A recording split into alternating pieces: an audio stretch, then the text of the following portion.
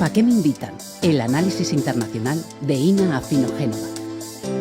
Sufrir un régimen de apartheid, irse a otro sitio o afrontar la mano dura, sea lo que sea que eso signifique. Estas son las tres opciones que se les dieron a los palestinos hace 6 años. La segunda Nakba, como se conoce a la limpieza étnica, el desplazamiento forzado del pueblo palestino, que parece que estamos observando ya en estos precisos momentos, no es solo una consecuencia colateral fortuita de la operación militar de Israel contra Hamás, sino la culminación de un minucioso plan elaborado en 2017 por el actual ministro de Finanzas y gestor de los territorios palestinos ocupados, un colono radical y ultraderechista llamado Bezalel Smotrich. Sara ya lo mencionó a este señor, pero les proponemos detenernos más en este tema, porque da una perspectiva acerca de lo que está sucediendo ahora mismo en la región. Adelante, Ina. En 2017, mientras era miembro del Parlamento israelí, la Knesset, Smotrich publicó un largo ensayo en una revista de ultraderecha, Haz Hilouch. El texto tenía un título bien escalofriante: El plan decisivo de Israel. Difícil no encontrar similitudes con la solución final.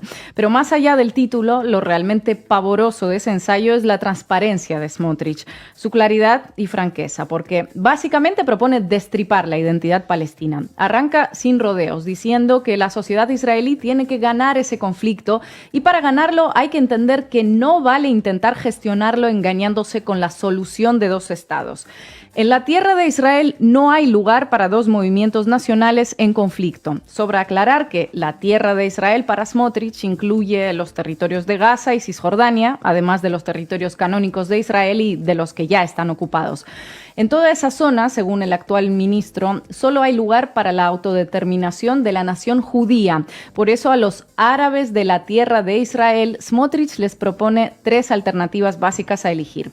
Los que renuncian a sus aspiraciones nacionales, a su identidad palestina, pueden quedarse a vivir como individuos en el Estado judío, podrán llevar su vida diaria en libertad y paz, pero eso sí, no tendrán derecho a votar en la Knesset, no sea que se arme una mayoría árabe y tome decisiones que no coincidan con los intereses que, según Smotrich, tiene el Estado de Israel. Bueno, lo que viene siendo aceptar una especie de no ciudadanía, ¿no? Un apartheid que niega los derechos políticos a parte de la población por su etnia o por la minoría a la que pertenece. Solo les pido que se imaginen eso con cualquier otra minoría en cualquier parte del mundo, con los negros, con la gente de otras procedencias o razas, con la gente originaria de otros pueblos o de otros grupos. Vivir en libertad, pero sin derecho a voto y a elegir a quien te represente. Es una interesante interpretación de lo que es la libertad.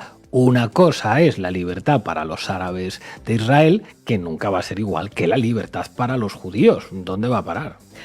Les decía que su claridad era absolutamente desarmante, júzguenlo ustedes. Dice Smotrich que, bueno, entiende que es una situación imperfecta en términos de derechos civiles, pero ciertamente razonable, dice. Incluso podría ser la mejor solución posible. Y vaya que no miente, porque a los árabes de la tierra de Israel que no quieran renunciar a su identidad y su derecho a votar por alguien menos ultra que los colegas de Smotrich, les hace otra oferta que no pueden rechazar: emigrar a uno de los muchos países árabes donde los árabes realizan sus ambiciones nacionales, allí o a cualquier otro destino del mundo. Todo un humanista ese Smotrich. De nuevo, imagínense ese mismo discurso en Europa o en Estados Unidos en referencia a otros pueblos, razas o credos. La tercera opción del plan decisivo debe ser la más decisiva, supongo, ¿no?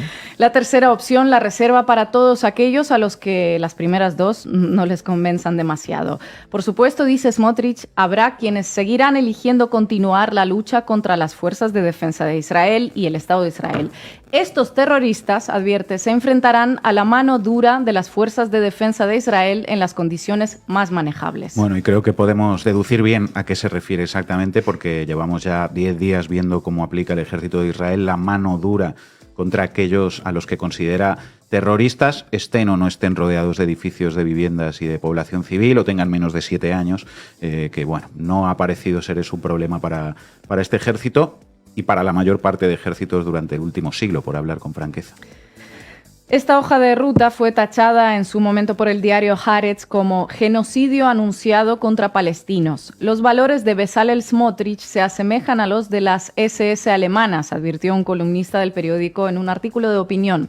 Cuando en 2022 se formó el nuevo gobierno de coalición liderado por Netanyahu, Smotrich no solo fue nombrado ministro de Finanzas, sino que recibió las llaves para administrar las tierras ocupadas. Bueno, no se me ocurre mejor definición de dejar a los zorros cuidando de las gallinas, ¿no? Efectivamente, es responsable de los permisos de trabajo de los palestinos, de gestionar los 592 puestos de control de Cisjordania y de garantizar la expansión de los asentamientos y el dominio de los colonos sobre Palestina.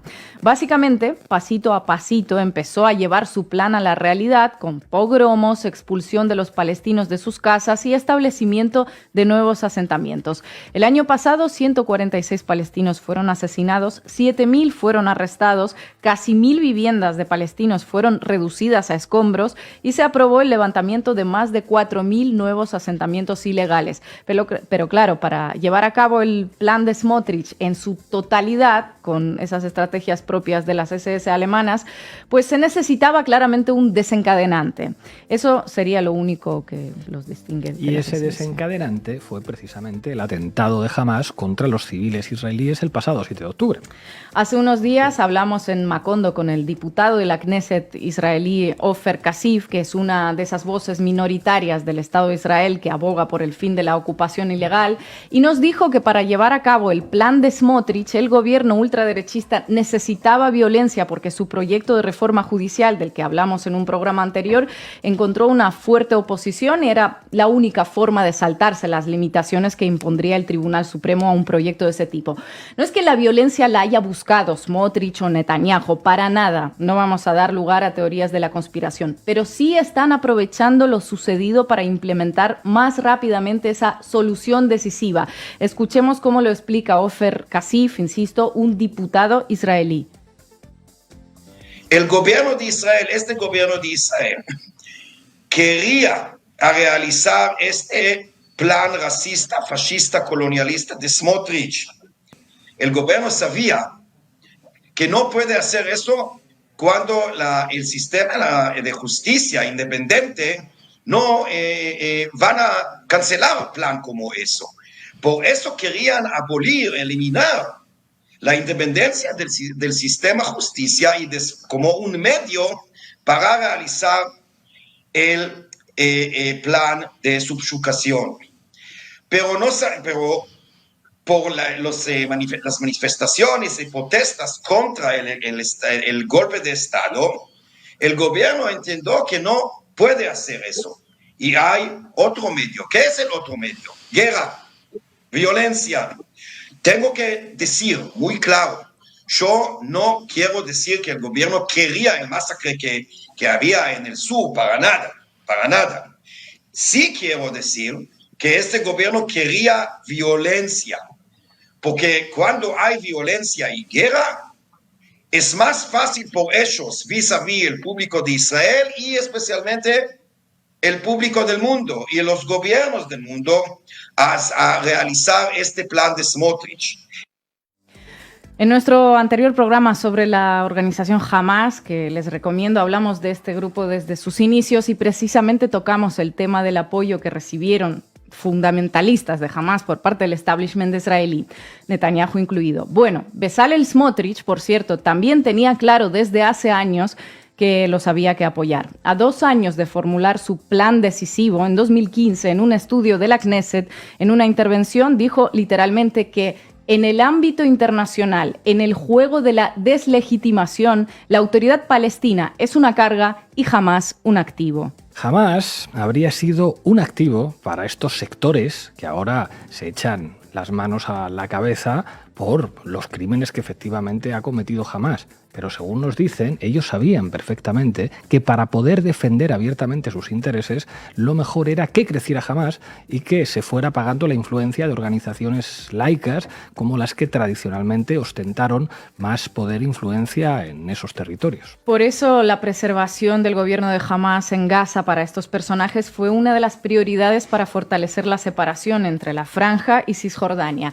En 2018, Netanyahu acordó que Qatar, ese país donde se celebró celebró el año pasado el Mundial, transfiera millones de dólares anuales para financiar al gobierno de Hamás en Gaza. En febrero de 2020, el jefe del Mossad, Yossi Cohen, y un alto cargo de las Fuerzas de Defensa de Israel visitaron Qatar para convencer a sus jeques de seguir financiando a Hamás. Esto lo reveló semanas después el que fuera canciller, ministro de Defensa y ministro de Finanzas de Israel, Avigdor Lieberman, ya lo mencionamos aquí con Sara. De pronto Netanyahu se erige como el defensor de Hamás como si fuera una organización ecologista, dijo Lieberman, acusando a Netanyahu de someterse al terror. Y no es que esas acusaciones y esas críticas se hicieran desde la izquierda, ni muchísimo menos, sino todo lo contrario, pero nos aportan un dato más a toda esta historia de asistencia a Hamás por parte del Estado de Israel para que la única solución aceptable finalmente fuese la de las tierras de Israel solo para el pueblo judío. Tanto a nivel nacional, que es algo que, bueno, parece que ya tienen bastante hecho a juzgar por quiénes son los que gobiernan y los que son los más votados, como a nivel internacional, que esto sí es algo que hasta hace 10 días por lo menos pues parecía un poco más complicado. Y antes de finalizar, un último dato. En marzo pasado, Bezalel Smotrich provocó un escándalo diplomático entre Israel y Jordania al intervenir durante una conferencia desde una tribuna cubierta por un mapa del Gran Israel. El mapa obviamente no incluía a Palestina, porque en esa misma intervención Smotrich dijo que no existía tal cosa como el llamado pueblo palestino. El caso es que además de la totalidad de Palestina, ese Gran Israel incluía los territorios de Jordania, parte de Arabia Saudí, del Líbano y de Siria.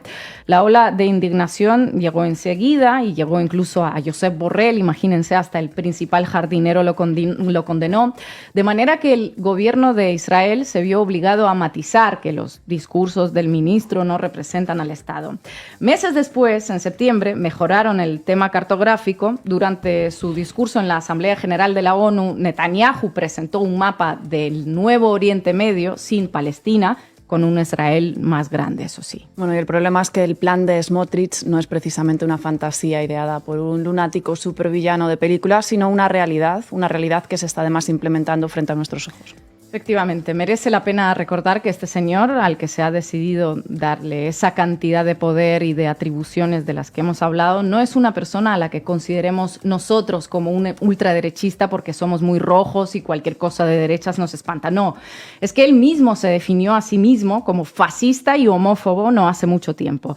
Volvemos al tema de las comparaciones, porque ya sabemos que hay mucho fascista y homófobo en varios gobiernos y partidos europeos, pero ¿cuántos se atreven a decir abiertamente que lo son? ¿Qué pasaría si lo hicieran? Por más que lo diga en un tono irónico, que puede ser. En Israel, el Estado, nacido para compensar la absoluta injusticia con el pueblo judío y los crímenes contra la humanidad cometidos contra él, un ministro sí puede considerarse a sí mismo fascista usando esa palabra y ni tan siquiera llamar la atención. Ese es el nivel de la situación política allí.